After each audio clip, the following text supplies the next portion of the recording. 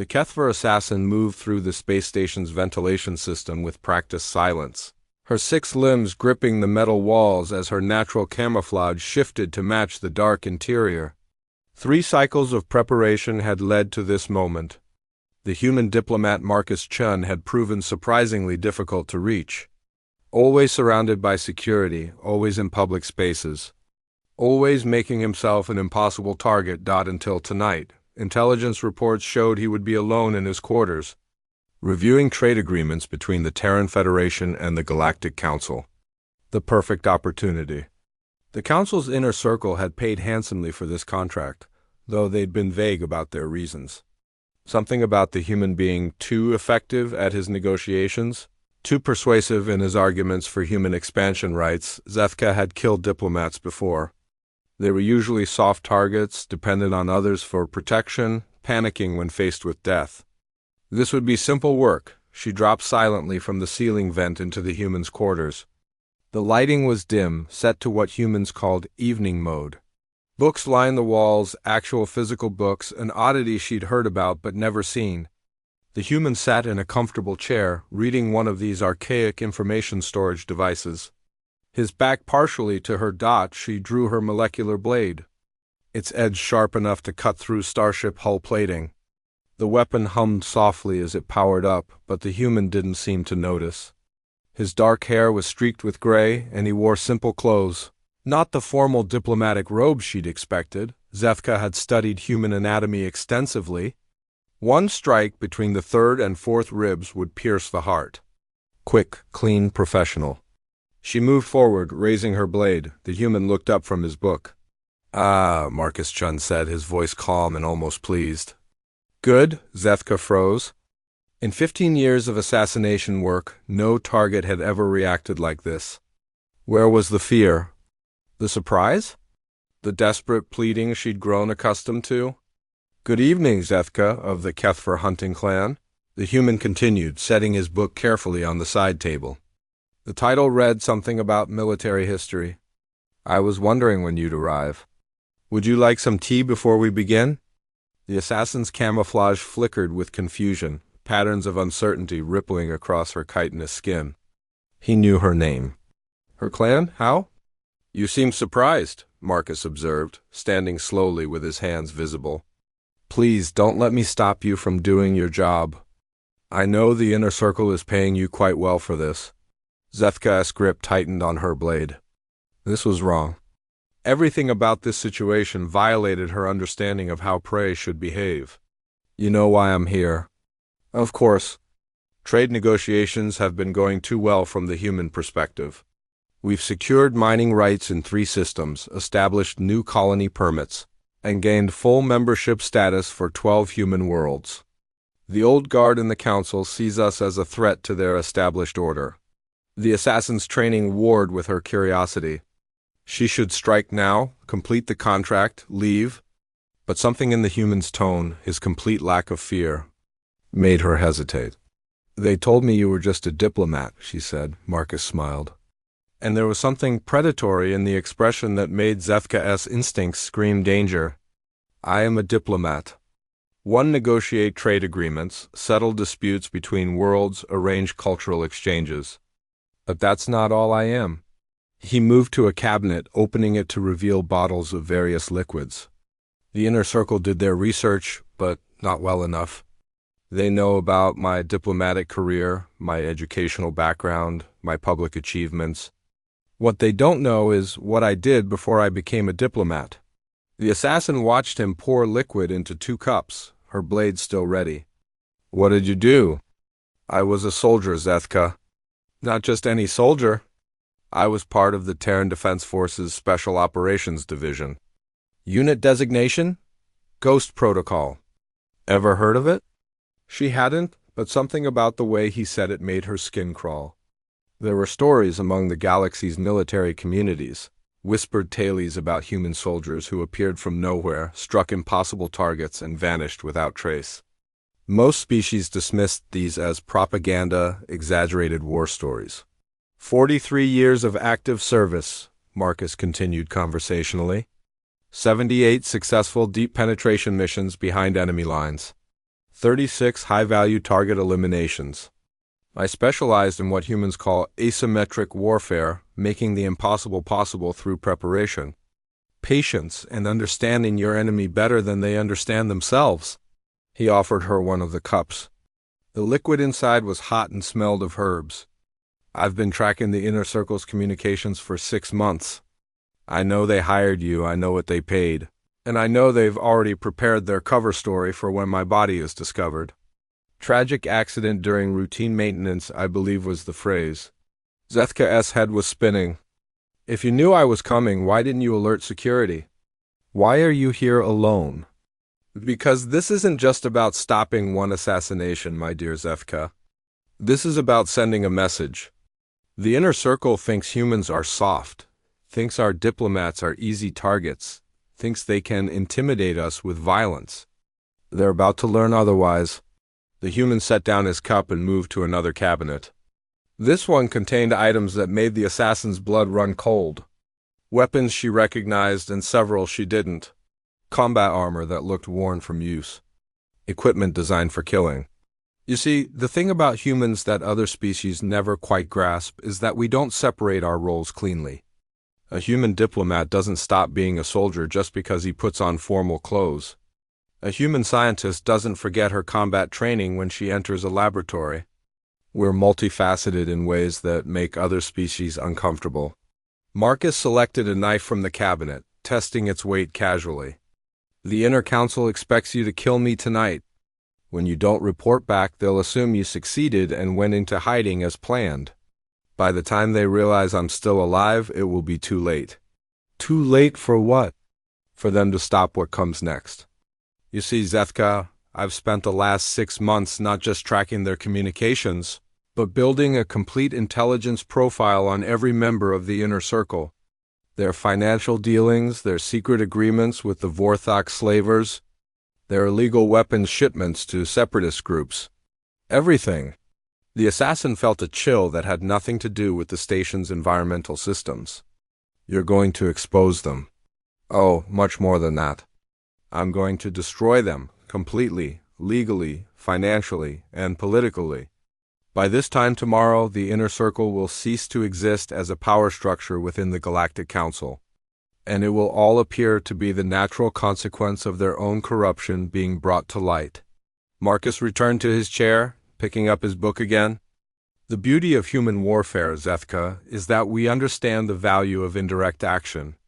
Why fight an enemy's strength when you can eliminate the foundation that strength rests upon?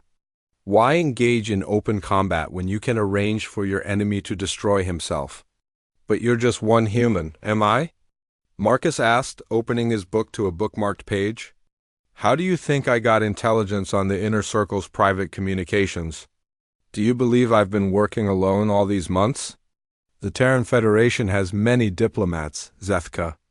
We have scientists, traders, researchers, cultural attaches. We've been placing our people throughout the galaxy for decades, building relationships, gathering information, preparing for the day when someone would be foolish enough to threaten us directly. The assassin's blade trembled in her grip. This is impossible. No species operates like this. Most don't, Marcus agreed. Most species think in terms of direct action, clear hierarchies, obvious responses to threats. Humans think in terms of networks, redundancies, and long-term consequences. We're patient in ways that other species find unnerving. We plan for contingencies that others never consider, and we never, ever forget a threat. He looked up at her again, and this time his smile was genuinely warm. Which brings me to you, my dear Zethka. You have a choice to make. You can complete your contract, kill me, and discover that it changes nothing except bringing the full attention of the Terran Federation down on your clan. Or you can put down that blade, sit down, have some tea, and let me offer you a counter-proposal. What kind of proposal? The kind that turns a liability into an asset. You're very good at what you do, Zethka. Your reputation for precision and discretion is well earned. The Federation could use someone with your skills. The assassin stared at him for a long moment. Everything in her training said this was impossible. Targets didn't behave this way. They didn't turn assassination attempts into recruitment opportunities. They didn't sit calmly discussing military strategy, while death stood over them with a drawn blade. But Marcus Chun wasn't behaving like prey, and she was beginning to understand why the inner circle feared human expansion so much. If this was what human diplomats were really like, what were their actual soldiers capable of? What makes you think I won't just kill you and take my payment? She asked. Because you're intelligent enough to recognize a larger opportunity when you see it, and because you've realized that killing me won't solve the inner circle's problem. It will only make it worse.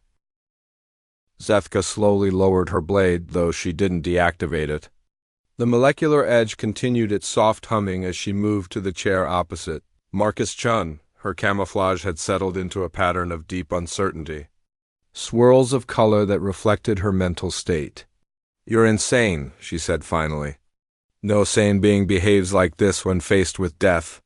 Marcus glanced up from his book with amusement. That's the fundamental misunderstanding most species have about humans. You assume that courage requires the absence of fear, that confidence means ignoring danger. We've learned to embrace both fear and danger as information sources. He closed the book and set it aside completely, giving her his full attention. Tell me, Zethka, what did your research reveal about human military doctrine? The assassin's head cocked to one side, a gesture that indicated puzzlement among her species. Standard analyses show humans are physically inferior to most galactic species. Slower than Veltar, weaker than Gornak, less durable than Crystalline Federation members. Your reaction times are average, your natural weapons minimal. All accurate assessments, Marcus agreed, pouring tea into both cups despite her earlier refusal. What else? Human technology is innovative but not exceptional. Your weapons are effective but not superior to established designs. Your ships are reliable but not revolutionary. Your tactics are... She paused, searching for words. Conventional, also accurate. Continue. Zethka felt increasingly uncomfortable with this entire situation. In her culture, enemies didn't engage in philosophical discussions. Military analysts conclude that humans succeed through numbers and persistence rather than individual superiority.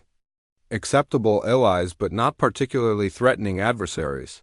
Marcus sipped his tea thoughtfully. And yet the inner circle was frightened enough of one human diplomat to hire the galaxy's most expensive assassin. Curious, don't you think? The question hung in the air between them.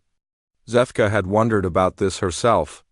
The contract payment was enormous, enough to fund her clan's operations for several years. For one allegedly unremarkable human. They were afraid of my negotiations succeeding, she said slowly. Were they? Or were they afraid of something else entirely? Marcus stood and walked to his wall of books, running his finger along their spines. These are all military histories, Zethka. Not human military histories, galactic military histories. Wars between the Veltar and the Gornak. The Crystalline Federation's expansion conflicts. The Great Hive Mind Rebellion. I've studied them all. He pulled a volume from the shelf and opened it to a marked page. The Battle of Kepler's Star. Gornak forces outnumbered the defenders 3-1. Superior weapons, better positioning, experienced commanders. They should have won easily. They lost, Zethka said. She knew this battle. Every military academy in the galaxy taught it as an example of tactical impossibilities. They lost because they failed to account for human psychology, Marcus corrected. The defending forces included a human advisory unit, 50 humans out of thousands of defenders. Those 50 humans convinced the others to adopt tactics that violated every principle of conventional warfare. He showed her tactical diagrams from the book. Instead of defending strong positions, they abandoned them. Instead of concentrating forces, they scattered. Instead of engaging the enemy's main strength, they ignored it completely and attacked supply lines, communication nodes, and command structures. The assassins studied the diagrams with professional interest. Suicide tactics. No, Zethka. Asymmetric thinking. Humans don't fight the battle their enemy wants to fight. We create entirely new battles on terms that make our enemies' advantages irrelevant. Marcus returned to his chair, but this time he seemed more relaxed, as if settling in for a long conversation. The Gornak commanders spent 3 days trying to force the defenders to fight conventionally. By then, their supply lines were destroyed, their communications were compromised, and their troops were scattered across a dozen minor engagements they couldn't win decisively. 50 humans did this? 50 humans convinced thousands of others to think differently about warfare itself. That's what we do, Zethka. We don't just fight battles. We change the way battles are fought. The assassin was beginning to understand why the Inner Circle might fear human expansion. Not because humans were physically threatening, but because they altered the fundamental nature of conflict itself. The trade negotiations, she said slowly. Exactly. I wasn't just negotiating mining rights and colony permits. I was demonstrating a new model for how smaller species could interact with the established powers. Show them that they didn't have to accept the traditional hierarchies, that they could form their own networks and alliances. Marcus leaned forward, his expression becoming more intense. The Inner Circle controls galactic politics through a system of dependencies and debts. Smaller species need their protection, their trade agreements, their technological support. It's been working for centuries, until humans arrived, until humans began offering alternatives. We showed the Antaran colonies that they could process their own rare minerals instead of selling them raw to Inner Circle corporations. We helped the Zephyrian trading houses develop direct relationships with frontier worlds, bypassing established distribution networks. Small changes, individually meaningless. Zethka's camouflage shifted to patterns of growing understanding. Collectively revolutionary. Within a decade, the economic foundation of Inner Circle power would be eroded beyond repair. They couldn't allow that to happen, so they decided to eliminate the problem at its source. The assassin deactivated her blade, sliding it into its sheath. By killing you. By killing me. But they made the same mistake the Gornik made at Kepler's star. They assumed I was operating alone, that eliminating one individual would solve their problem. Marcus pulled a small communication device from his pocket, activating a holographic display. Names, locations, and connection lines appeared in the air between them, forming a complex network diagram. 43 human diplomats across the galaxy, Zethka, each one working on different aspects of the same long-term strategy. Trade agreements here, cultural exchanges there, technological assistance in another sector. Remove one node and the network adapts, routes around the damage. Continues functioning. The display zoomed in on different sections, showing how the human diplomatic corps had been systematically building relationships, creating dependencies that favored smaller species, offering alternatives to established power structures. We learned this from our own history, Marcus explained. On Earth, successful revolutionary movements were never about single leaders or dramatic gestures. They were about creating sustainable networks of mutual support, changing enough minds to reach a tipping point. And the Inner Circle doesn't understand this. The Inner Circle thinks in terms of direct control, clear hierarchies, obvious threats. They see a human diplomat gaining too much influence and assume eliminating him will solve their problem. They don't realize that his influence was just one manifestation of a much larger pattern. Marcus deactivated the display and pocketed the device. Which brings us to your situation. You're an independent operator, not bound by species loyalty or government contracts. You take jobs based on payment and professional challenge. Zethka nodded cautiously. The Inner Circle hired you to kill me. When you don't return with confirmation of my death, they'll assume you succeeded and went into hiding. That gives us perhaps 18 hours before they realize something went wrong. Us? I told you I had a counterproposal. The Terran Federation has been looking for someone with your particular skills for some time. Not for assassination work, we handle that internally when necessary. But for intelligence gathering, infiltration, and what we call social disruption, the assassin's head tilted in the other direction. Explain. Marcus smiled, and this time the expression was genuinely friendly rather than predatory. Revolution isn't just about changing economic structures or political systems. It's about changing how people think about themselves and their possibilities. Sometimes that requires subtle interventions in social dynamics. He gestured toward the wall of books. I've spent decades studying how social change occurs, how new ideas spread through populations, how established powers resist change, and how they can be encouraged to adapt instead of fighting. You want me to become a revolutionary? I want you to become whatever you choose to become, with the understanding that your choices will be made with complete information rather than the propaganda the inner circle has been spreading about human intentions. Marcus stood and walked to a viewport.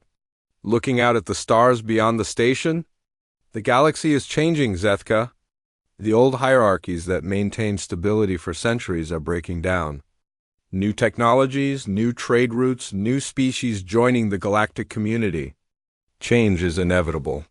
The question is whether that change happens through gradual adaptation or violent upheaval. Humans prefer the first option, but we're prepared for the second if necessary. The assassin joined him at the viewport. Outside, ships moved between the station and various docking ports. Representatives of dozens of different species conducting business, negotiating deals, building relationships. What would you want me to do? Initially, return to the inner circle.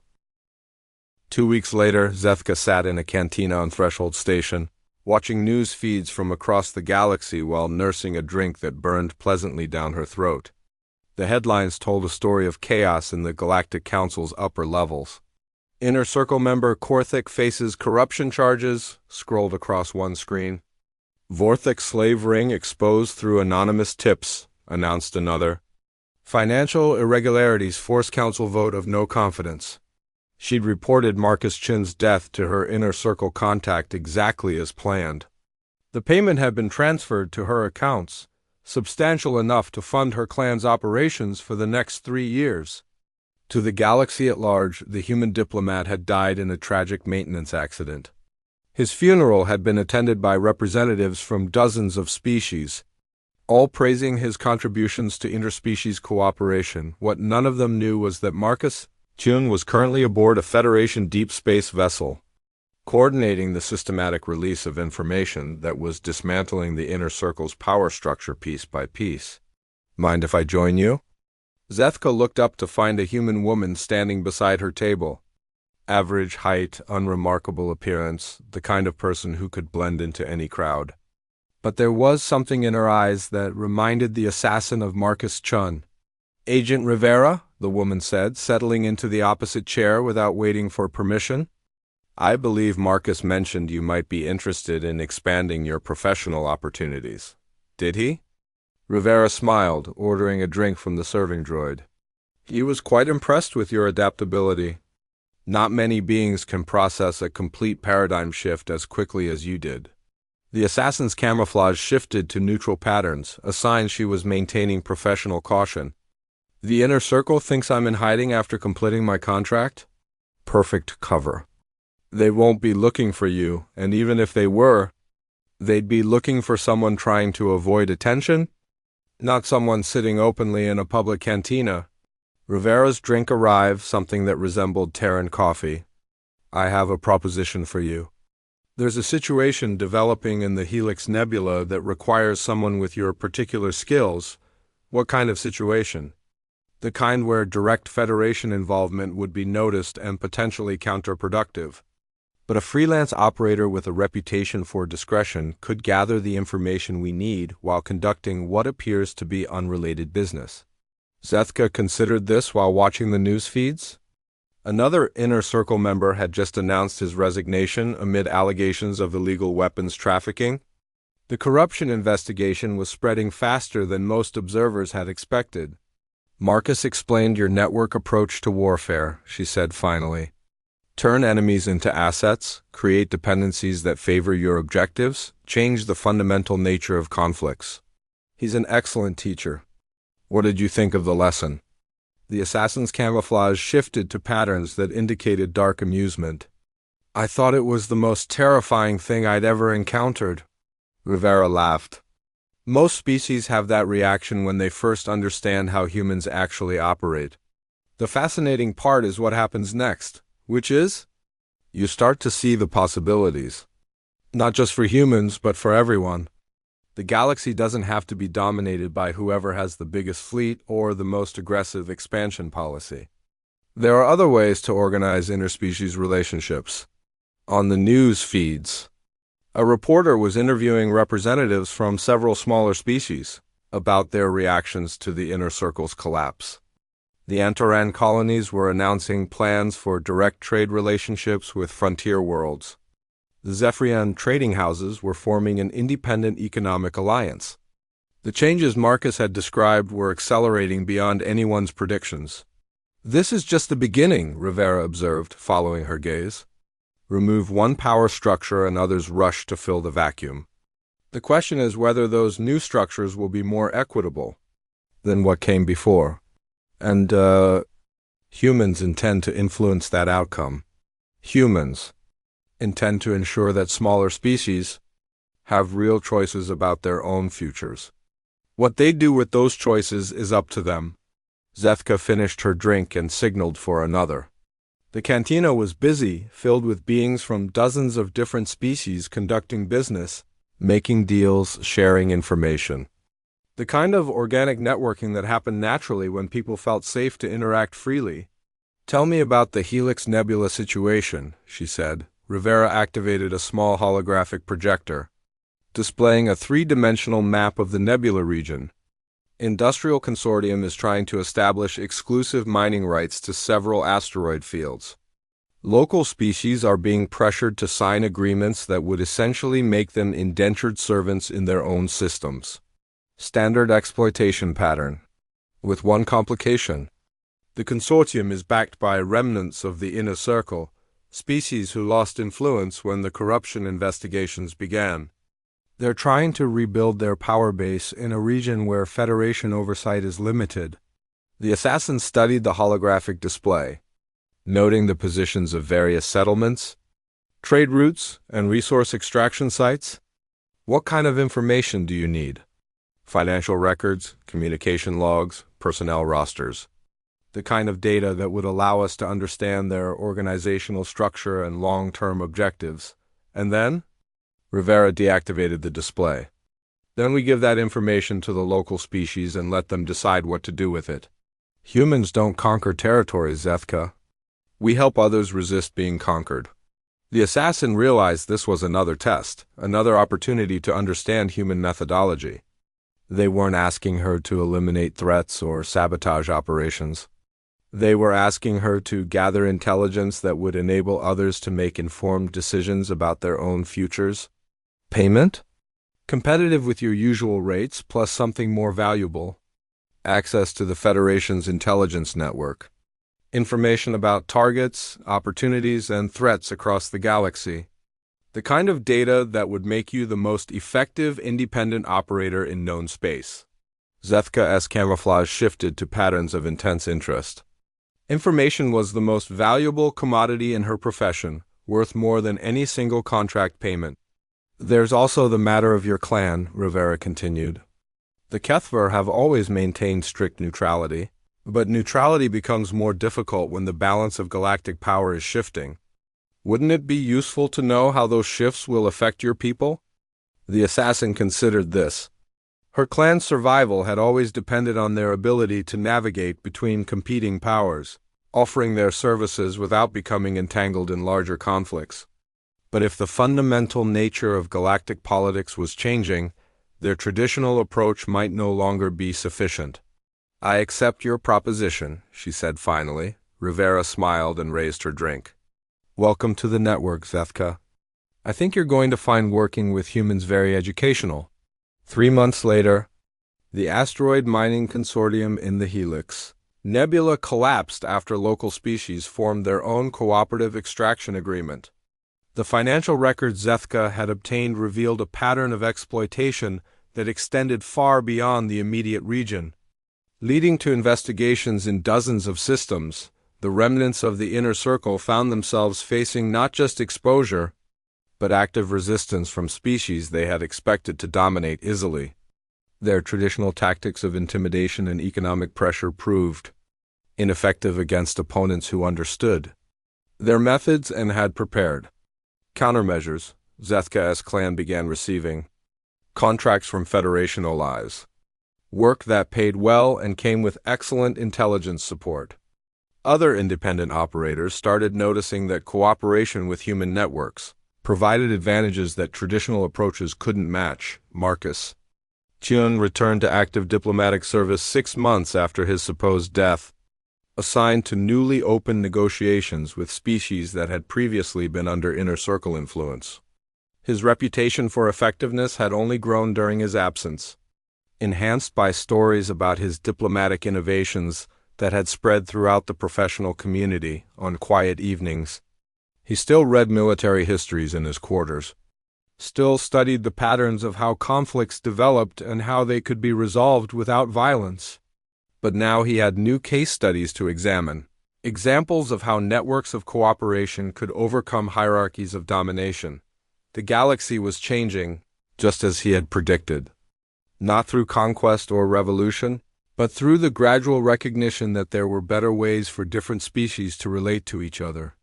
Ways that recognized the unique contributions each species could make while preventing any single group from dominating the others.